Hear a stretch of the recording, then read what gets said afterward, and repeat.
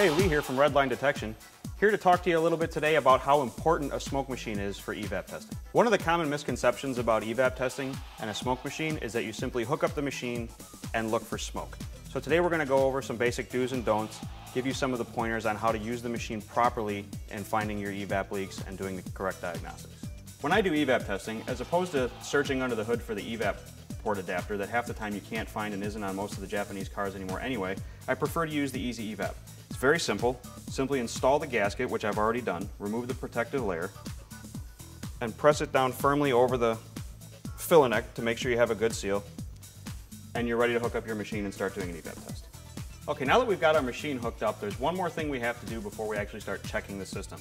Using your scan tool, you need to go into your key on engine off active commands and close your vent cylinder. Otherwise you're going to have smoke pouring out everywhere. You'll never know if you have a leak. So now that we've already done that, it's time to turn on the machine.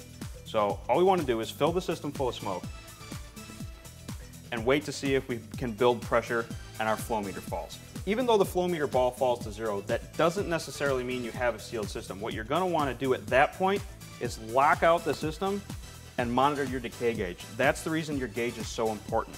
If the system holds pressure, you don't have a leak. However, if you've sealed it out and you can watch the gauge start to fall, the system's decaying, and now it's time to actually get out your inspection light and look for a leak. We've got our inspection light out, we're looking for a leak, but you still can't find any smoke. The flow meter's off the charts, you know it's going somewhere, but you can't find it. The usual main issue for this is actually the purge valve. If the purge valve happens to be bad and stays stuck open, you're going to be pumping the crankcase full of smoke. What you'd want to do at this point is actually go under the hood, pull your oil cap, or start checking for PCV systems or anything of that nature and see if that's where the smoke's going. So we've done our evap test from the gas cap. If you've already determined at this point that the system's holding pressure, you don't have a leak, but you still have a code, what you're going to want to do is hook the machine up to the evap service port adapter under the hood and actually check to see if you might have a bad seal at the cap.